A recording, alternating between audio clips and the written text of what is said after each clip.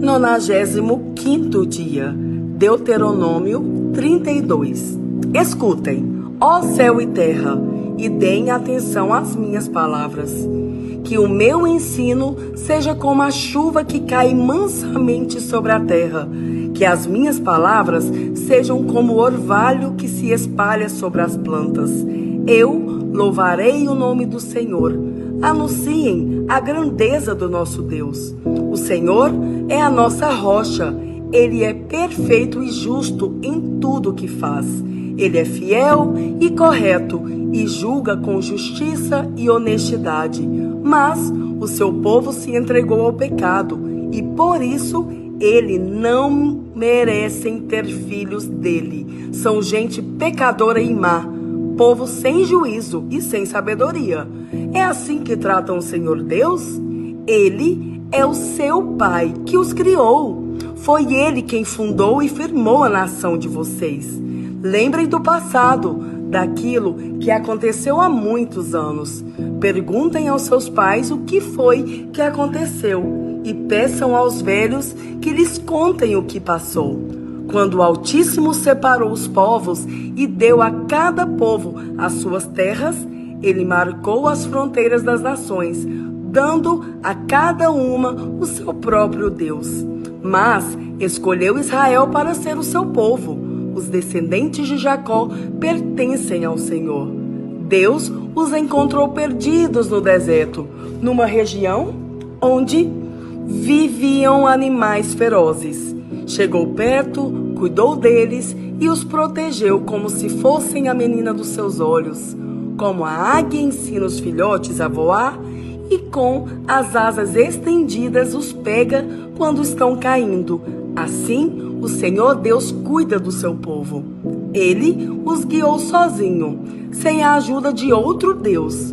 O Senhor deixou que o seu povo dominasse as montanhas, e eles se alimentaram das plantações dos campos. Deu-lhes mel de abelhas nos rochedos e fez com que as oliveiras produzissem em terreno cheio de pedras. Alimentou-os com leite de vaca e de cabra.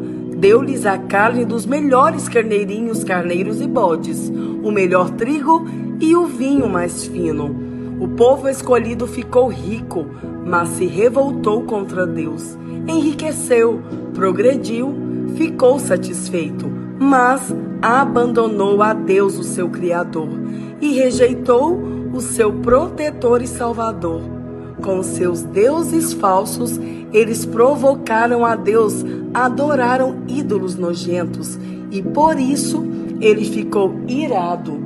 Ofereceram sacrifícios aos demônios, a deuses falsos que não haviam adorado antes, novos deuses que os seus antepassados não conheciam. Esqueceram o seu protetor, desprezaram o seu Pai e Criador. O Senhor Deus viu isso, ficou irado e rejeitou os seus filhos e filhas. Ele disse: eu os abandonarei e então verei o que vai acontecer com eles, pois são um povo rebelde, são filhos desobedientes. Com as suas imagens provocaram a minha ira e fiquei com ciúmes dos seus deuses falsos. Portanto, eu farei com que eles fiquem com ciúmes de um povo que não é nação. E com gente sem juízo eu provocarei a ira deles. A minha ira se acenderá como fogo e acabará com tudo o que há na terra. Ela queimará até o mundo dos mortos e incendiará as bases das montanhas. Farei cair sobre eles desgraças sem fim e os ferirei com muitos sofrimentos. A fome os matará, febres e doenças sem cura os destruirão. Mandarei animais selvagens para atacá-los e cobras venenosas para picá-los. Fora de casa morrerão na guerra e dentro de casa morrerão de medo. Serão mortos os moços e as moças, as crianças e os velhos também. Eu os poderia ter espalhado pelo mundo inteiro e todos os esqueceriam. Porém, eu não queria que os seus inimigos zombassem e mentissem, dizendo que havia derrotado o meu povo, afirmando que não fui eu, o Senhor, Deus, quem os destruiu. Israel é um povo sem juízo, um povo que não entende nada. Se eles fossem sábios, entenderiam por que foram derrotados, saberiam qual a razão do seu castigo. Por que foi que 1000 deles fugiram de um só inimigo e 10.000 foram perseguidos por 2? Foi porque o seu protetor os abandonou. O Senhor Deus os vendeu aos inimigos. Os deuses dos nossos inimigos não são tão poderosos como o nosso Deus. Os próprios inimigos dizem isso. Eles são tão maus como a gente de Sodoma e Gomorra. São como parreiras que dão uvas que não prestam, uvas amargas e venenosas. São como vinho feito de veneno de cobra, do veneno mortal das serpentes. Deus lembra daquilo que os inimigos fizeram e espera o tempo certo para castigá-los. Deus se vingará. Ele acertará contas com eles. Virá o tempo em que os inimigos cairão. O dia da desgraça deles está chegando depressa. O Senhor Deus terá pena do seu povo quando vir que eles estão fracos. Ele salvará aqueles que o servem, pois todos eles foram derrotados. Então ele perguntará ao seu povo: onde estão os seus deuses? Onde está o protetor em que vocês confiavam? Vocês lhes ofereciam sacrifícios e lhes davam animais e vinho. Pois que agora eles os ajude, que eles venham socorrê-los. Saibam todos que somente eu sou Deus, não há outro Deus além de mim. Eu mato e faço viver, eu firo e eu curo. Ninguém pode me impedir de fazer o que quero. Agora levanto a mão para o céu e juro pela minha vida eterna que farei isto. Afiarei a minha espada brilhante e começarei a fazer justiça. Vou me vingar dos meus inimigos e castigar os que me odeiam. As minhas flechas ficarão manchadas de sangue e a minha espada matará os meus inimigos. Não escapará nenhum dos que lutam contra mim. Até os prisioneiros serão mortos. Que todas as nações louvem o povo de Deus. Deus se vingará dos que mataram os seus servos. Ele se vingará dos seus inimigos e perdoará os pecados do seu povo. Moisés e Josué, filho de Num, recitaram esta canção inteira na presença do povo. Moisés acabou de ensinar ao povo de Israel toda a lei de Deus e então disse: pensem bem em tudo o que lhes ensinei hoje e mandem que os seus filhos obedeçam a tudo o que está escrito nesta lei de Deus. Não pensem que esta lei não vale nada, pelo contrário, é ela que lhes dará vida. Se vocês obedecerem a esta lei, viverão muitos anos na terra que estão para possuir no outro lado do rio Jordão. Naquele mesmo dia, o Senhor Deus disse a Moisés: vá até a serra de Abarim, aqui na terra de Moabe, e suba o monte Nebo, na altura de Jericó, que fica do outro lado do rio. Lá de cima, você verá a terra de Canaã, que estou dando ao povo de Israel. Você vai morrer ali no monte, como Arão, o seu irmão, morreu no monte Or. Vocês dois foram infiéis a mim diante do povo de Israel, quando estavam perto das fontes de Meribá, não longe da cidade de Cádiz, no deserto de Zim. Vocês dois me desrespeitaram. Por isso, você verá de longe a terra que eu estou dando aos israelitas, porém não entrará nela. João 11. Um homem chamado Lázaro estava doente. Ele era do povoado de Betânia, onde Maria e a sua irmã Marta moravam.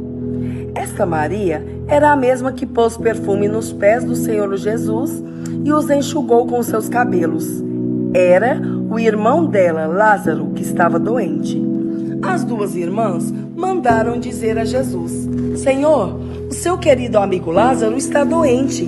Quando Jesus recebeu a notícia, disse: o resultado final dessa doença não será a morte de Lázaro. Isso está acontecendo para que Deus revele o seu poder glorioso. E assim, por causa dessa doença, a natureza divina do Filho de Deus será revelada. Jesus amava muito Marta e a sua irmã e também Lázaro. Porém, quando soube que Lázaro estava doente, ainda ficou 2 dias onde estava. Então disse aos seus discípulos: vamos voltar para a Judeia. Mas eles disseram: Mestre, faz tão pouco tempo que o povo de lá queria matá-lo a pedradas, e o Senhor quer voltar? Jesus respondeu: por acaso o dia não tem 12 horas? Se alguém anda de dia, não tropeça porque vê a luz deste mundo, mas se anda de noite, tropeça porque nele não existe luz. Jesus disse isso e depois continuou: o nosso amigo Lázaro está dormindo, mas eu vou lá acordá-lo. Senhor, se ele está dormindo, isso quer dizer que vai ficar bom, disseram eles. Mas o que Jesus queria dizer era que Lázaro estava morto. Porém, eles pensavam que ele estivesse falando do sono natural. Então Jesus disse claramente: Lázaro morreu, mas eu estou alegre por não estar lá com ele, pois assim vocês vão crer. Vamos até a casa dele. Então Tomé, chamado o Gêmeo, disse aos outros discípulos: vamos, nós também, a fim de morrer com o mestre. Quando Jesus chegou, já fazia 4 dias que Lázaro havia sido sepultado. Betânia ficava a menos de 3 quilômetros de Jerusalém, e muitas pessoas tinham vindo visitar Marta e Maria para as consolarem por causa da morte do irmão. Quando Marta soube que Jesus estava chegando, foi encontrar-se com ele. Porém, Maria ficou sentada em casa. Então Marta disse a Jesus: se o Senhor estivesse aqui, o meu irmão não teria morrido. Mas eu sei que, mesmo assim, Deus lhe dará tudo o que o Senhor pedir a ele. O seu irmão vai ressuscitar, disse Jesus. Marta respondeu: eu sei que ele vai ressuscitar no último dia. Então Jesus afirmou: eu sou a ressurreição e a vida. Quem crê em mim, ainda que morra, viverá. E quem vive e crê em mim nunca morrerá. Você acredita nisso? Sim, Senhor, disse ela. Eu creio que o Senhor é o Messias, o Filho de Deus, que devia vir ao mundo. Depois de dizer isso, Marta foi, chamou Maria, sua irmã, e lhe disse em particular: o mestre chegou e está chamando você. Quando Maria ouviu isso, levantou-se depressa e foi encontrar-se com Jesus. Pois ele não tinha chegado ao povoado, mas ainda estava no lugar onde Marta o havia encontrado. As pessoas que estavam na casa com Maria consolando-a, viram que ela se levantou e saiu depressa. Então foram atrás dela, pois pensavam que ela ia ao túmulo para chorar ali. Maria chegou ao lugar onde Jesus estava e logo o viu, caiu aos pés dele e disse: se o Senhor tivesse estado aqui, o meu irmão não teria morrido. Jesus viu Maria chorando e viu as pessoas que estavam com ela chorando também. Então ficou muito comovido e aflito e perguntou: onde foi que vocês o sepultaram? Venha ver, Senhor, responderam. Jesus chorou. Então as pessoas disseram: vejam como ele amava Lázaro. Mas algumas delas disseram: ele curou o cego. Será que não poderia ter feito alguma coisa para que Lázaro não morresse? Jesus ficou outra vez muito comovido. Ele foi até o túmulo, que era uma gruta, com uma pedra colocada na entrada, e ordenou: tirem a pedra. Marta, a irmã do morto, disse: Senhor, ele está cheirando mal, pois já faz 4 dias que foi sepultado. Jesus respondeu: eu não lhe disse que, se você crer, você verá a revelação do poder glorioso de Deus? Então tiraram a pedra. Jesus olhou para o céu e disse: Pai, eu te agradeço porque me ouviste. Eu sei que sempre me ouves, mas eu estou dizendo isso por causa de toda essa gente que está aqui, para que eles creiam que tu me enviaste. Depois de dizer isso, gritou: Lázaro, venha para fora. E o morto saiu. Os seus pés e as suas mãos estavam enfaixados com tiras de pano, e o seu rosto estava enrolado com um pano. Então Jesus disse: Desenrolem as faixas e deixem que ele vá. Muitas pessoas que tinham ido visitar Maria viram o que Jesus tinha feito e creram nele. Mas algumas pessoas voltaram e contaram aos fariseus o que ele havia feito. Então, os fariseus e os chefes dos sacerdotes se reuniram com o conselho superior e disseram: O que é que nós vamos fazer? Este homem está fazendo muitos milagres. Se deixarmos que ele continue fazendo essas coisas, todos vão crer nele. Aí, as autoridades romanas agirão contra nós e destruirão o templo e o nosso país. Então, Caifás, que naquele ano era o grande sacerdote, disse: Vocês não sabem nada. Será que não entendem que para vocês é melhor que morra apenas um homem pelo povo do que deixar que o país todo seja destruído? Naquele momento, Caifás não estava falando por si mesmo, mas, como ele era o grande sacerdote naquele ano, estava profetizando que Jesus ia morrer pela nação. E não somente pela nação, mas também para reunir em um só corpo todos os filhos de Deus que estão espalhados por toda parte. Então, daquele dia em diante, os líderes judeus fizeram planos para matar Jesus. Por isso, ele já não andava publicamente na Judeia, mas foi para uma região perto do deserto, a uma cidade chamada Efraim, e ficou ali com seus discípulos. Faltava pouco tempo para a festa da Páscoa. Muitos judeus foram a Jerusalém antes da festa para tomar parte da cerimônia de purificação. Eles procuravam Jesus e, no pátio do templo, perguntavam uns aos outros: O que é que vocês acham? Será que ele vem à festa? Os chefes dos sacerdotes e os fariseus queriam prender Jesus. Por isso, tinham dado ordem para que, se alguém soubesse, contasse onde ele estava.